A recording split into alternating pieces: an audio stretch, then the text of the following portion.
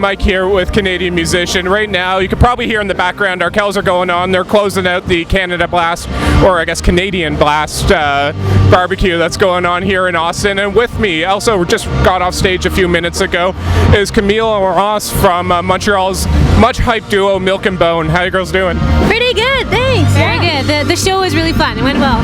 It was a killer set you guys put on. Kind of really vibed me out and got me in the mood for it. But I'm told this is your second time down here at South by Southwest. Was it last year the first time or before that? Last year was our first time because we released our first album last year, actually. Naturally. I believe tomorrow actually marks the 1-year anniversary since the album came out in Canada. It's true. Yeah, I forgot about that. And what was funny is that last year we did our album launch in Montreal, and at 4 in the morning we were on a plane, waking up to go on a plane to be in South by Southwest. So we're kind of happy to be here, a year later and perform again at South by. Nice. And this year, like we said, the album came out almost exactly a year ago. You come back this year with a lot of hype around you guys. After that experience, here at South by Southwest last year, combined with all the success and attention you guys have gotten in the last year, what lessons did you take from last year into this year's showcase? Like, what do you want to achieve and what do you want to do differently?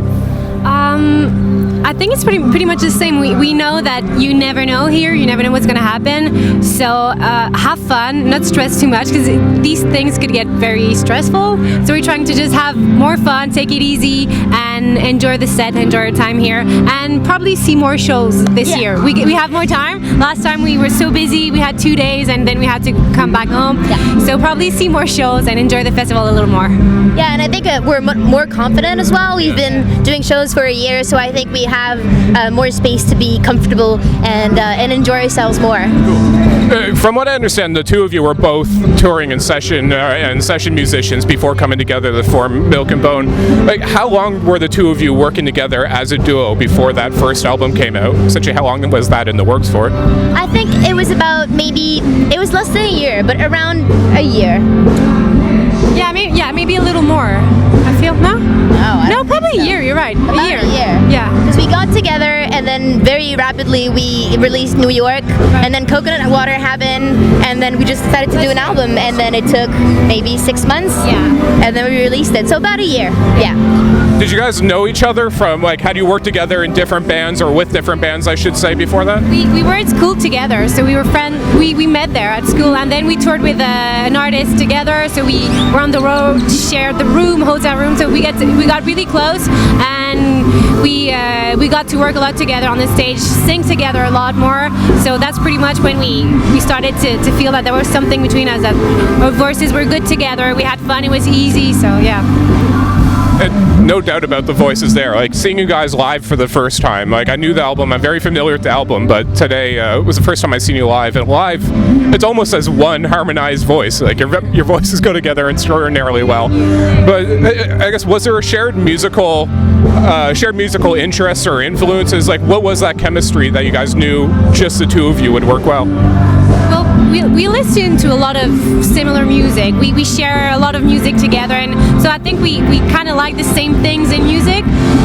So it was something that was easy for us.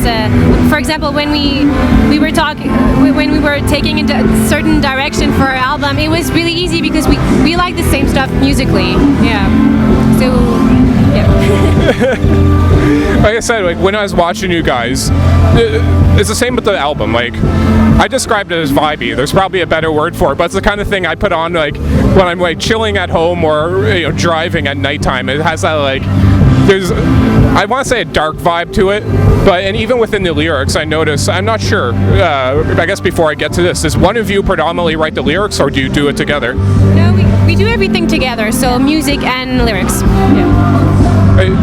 Within the lyrics, within the sound, it seems like, and this is not I say this in a good way, but it's like a dark album. And speaking to you guys, you don't seem like dark people, although you're dressed all in black and that kind of thing. But, like, where does that vibe come from? Is that something that you consciously wanted to create, or is that just what came out? Well, that album in particular was about 2 or 3 years of our lives, about stories that we don't really say out loud, or secrets that we have that we needed to say say out loud actually, and to put out there, and to kind of cope with what happened. So it was, I think it was an apology, a secret that we were telling, many things at the same time, but more dark sides of what we lived in the past few years. Interesting. Is that to imply that, I guess you guys had almost not a shared experience together, but that you both were in a spot where you had the same message you wanted to tell? Pretty much, yeah. I think, well, because when we met and we started writing music together, I think we knew the kind of stories we wanted to tell, and we kind of chose the ones that we needed to tell. Because I feel like you don't really need to say the stuff that's happy in your life. You don't want to tell people that you're having a great day and that it's sunny out. You kind of need to say when it's not going well, and you need to say it out loud so that it doesn't hurt so much, you know? Nice. Before we started this, your manager was telling me from here you guys are going on an American tour, and you're also heading over into Europe and that kind of thing. The reception of you guys has been so good, so positive in Canada for the last year. Has there been a similar pickup in the States, or what's your plan to try to expand into that market? I think that's what we're going to see. We know some people are waiting for us to play in the States. Like through Twitter and stuff, people can talk to us, but it's gonna be very interesting to see. Is there people in our shows in the States? We know people listen to a lot of our music in the States on Spotify and stuff like that, but so that's what's exciting about our first US tour, is to meet the people in each city, and we don't know. We'll see. Hopefully it goes well. But yeah, and we've been going to New York a bunch, and about every maybe 2 or 3 months, performing little shows or showcases there, and it's always been a really good time, and people appreciate it. So I feel like we're gonna start out with a small tour, and hopefully it goes really well, and then hopefully we can do a bigger one next time. It's interesting that you brought up like the Spotify numbers and that kind of stuff. Like just being over at the South by conference going on, there's a lot of talk about streaming analytics and online analytics and what that can tell you from just everything from where you're popular and where you should kind of hit up touring to what kind of songs are hitting and that kind of thing. But is that to imply that you guys are paying attention to that kind of stuff, the streaming analytics? Do you use that within, or does your management use that within what you guys are planning? Well, we don't go every day to see like what are our plays today and everything, but yeah, we want to be on those platforms for sure. It's good for us. It's good. You can hear everything on Spotify. So for a new band, it's a very, very, very good tool. And yes, we want to use it for sure. Yeah. And just before we wrap up here, like we said, you're about to head on an American tour, also to Europe and that kind of stuff. Are you guys still concentrating on getting the debut album out there and expanding that, or have you put any thought yet as far as a follow-up, any new material? We're always writing, and we're always in the studio doing, collaborations and maybe working on new singles, but we're still trying to push the first album, and I think it still represents us really well, so we want to keep working with that for now, and when we think we're done touring the world and pushing that to where we can, we'll be in the studio for a second album. Well, again, our Kells are just about to wrap up.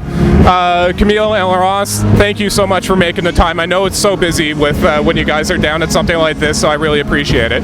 Sure, thank you.